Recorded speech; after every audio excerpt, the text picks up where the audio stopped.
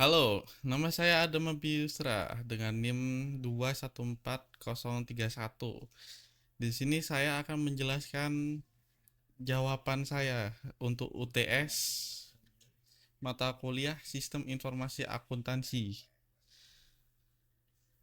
Saya jelaskan dari soal nomor satu, yaitu PT Solusi Usaha Mandiri adalah sebuah UMKM yang bergerak di bidang produksi makanan ringan. Saat ini mereka masih mencatat transaksi penjualan dan pembelian secara manual di buku besar tulis tangan. Mereka ingin beralih ke sistem informasi akuntansi berbasis komputer. Nomor satu, identifikasi minimal 3 resiko akuntansi yang mungkin muncul dari pencatatan manual. Resiko nomor satu yaitu akan adanya human error dan lumayan banyak dikarenakan ya tenaga manusia sudah pasti akan ada banyak error dari ketumpahan, dari kecolongan atau apapun itu banyak. Lalu ada akan lebih rentan untuk direkayasa ulang dikarenakan ya ditulis oleh seorang manusia yang kita tidak akan tahu tidak apa yang ada di dalam hatinya. Lalu dan juga akan sangat menguras waktu dan tenaga kerja dikarenakan harus tulis ulang mengulang setiap setiap penjualan, setiap pembelian dan pencatatan itu harus dilakukan secara ulang mengulang. Lalu kita lanjut ke yang kedua, yaitu rancanglah alur sistem informasi akuntansi sederhana untuk proses penjualan dan pembelian. Gunakan diagram alir atau flowchart atau narasi sistem. Di sini saya menggunakan flowchart. Saya akan menjelaskan tentang pembelian dahulu, yaitu yang pertama pemilihan bahan baku. Kita harus memilih bahan baku mana yang menurut kita ini bahan bakunya bagus. Kita harus memilih toko yang terpercaya, kita harus memilih bahan baku apa saja yang harus kita beli, lalu lanjut ke pembelian bahan baku, lanjut lagi ke pembuatan ke penerimaan bahan baku dikarenakan kita sudah membeli, lalu lanjut ke pemeriksaan bahan baku. Kita harus memeriksa apakah bahan baku kita fresh atau sesuai seperti apa yang kita beli, lalu apakah ada kecacatan atau kerusakan di bahan baku tersebut. Lalu yang nomor lalu lanjut ke yang penjualan, yaitu penerimaan pesanan. Tanpa pesanan kita tidak bisa menjual. Lalu lanjut dengan mencatat pesanan tersebut seperti apa keinginan eh, customer, dari size mana yang mereka mau, porsi mana yang mereka mau, dan yang rasa apa mungkin. Lalu lanjut ke pembuatan produk sesuai apa yang customer mau. Lalu pembuatan nomor resi yang berisi tentang data-data penting penjualan. Lalu lanjut ke pengiriman produk ke alamat customer. Oke. Lalu lanjut ke nomor 2, yaitu sebuah koperasi simpan pinjam berbasis desa mengalami kesulitan dalam mendeteksi kesalahan pencatatan transaksi dan beberapa kali terjadi penyalahgunaan dana karena tidak adanya pemisahan tugas yang jelas. Ke-1, identifikasi kelemahan sistem pengendalian internal yang mungkin terjadi dalam koperasi tersebut.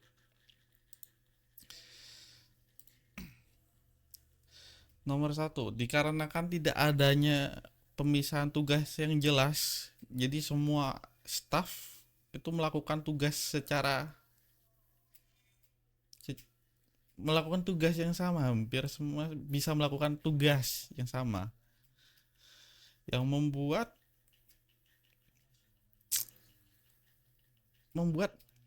membuat celah untuk melakukan kecurangan atau menyalahgunakan posisi mereka em,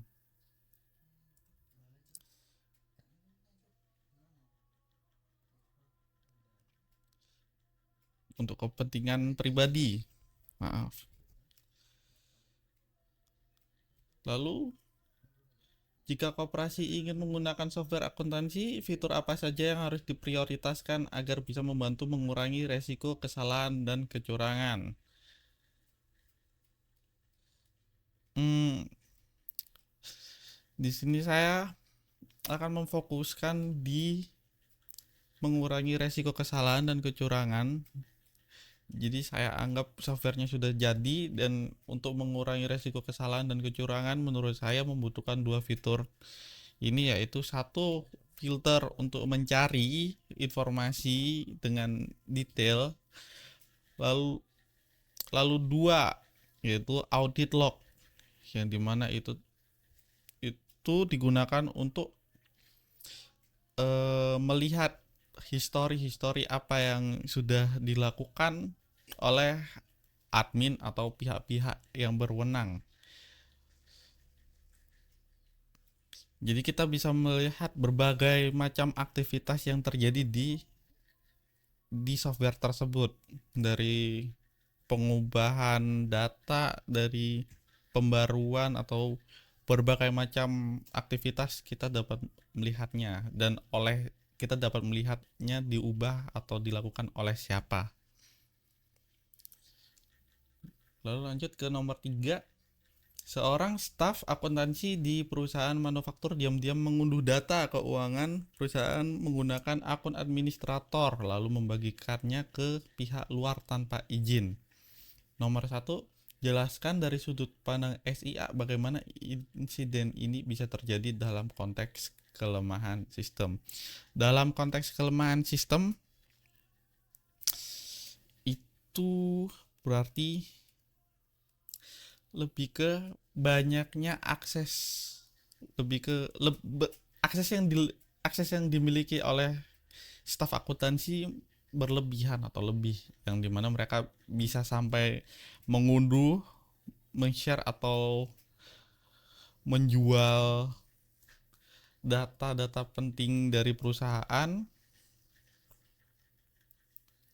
yang dan hal itu membuat orang yang tidak tidak bertanggung jawab ingin melakukan hal tersebut. Karena adanya celah, orang jadi ingin melakukan hal tersebut. Lalu kedua, bagaimana sistem informasi akuntansi seharusnya dirancang untuk mencegah kebocoran data seperti ini?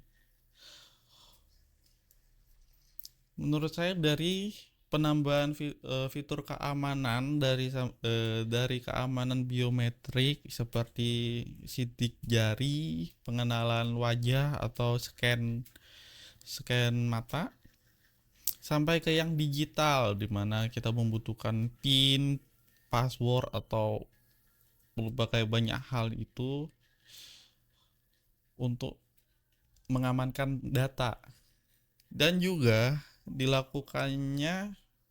pro- dilakukannya perekrutan staf yang lebih ketat. Jadi tidak sembarang orang yang tidak ada rasa tanggung jawab bisa bisa mengakses data tersebut. Lalu lanjut yang ketiga, yaitu dari sudut pandang etika profesional, bagaimana seharusnya perusahaan menanggapi pelanggaran ini. Dari etika profesional, menurut saya perusahaan harus menyelidiki di mana letak permasalahannya secara menyeluruh, dari staf perusahaan sampai ke softwarenya sekalipun,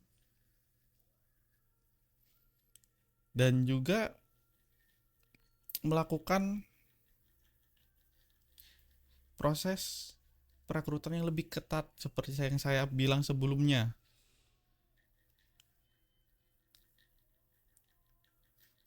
Lalu proses-proses tersebut dilakukan secara transparan, kalau menurut saya transparan dan jelas, agar semua orang yang ada di semua staf yang ada di perusahaan mengetahui masalah apa yang sedang terjadi, bagaimana cara penanganannya, lalu apa yang sudah diubah oleh pihak berwenang di perusahaan. Demikian dari saya, Adama Yusra. Wassalamualaikum warahmatullahi wabarakatuh.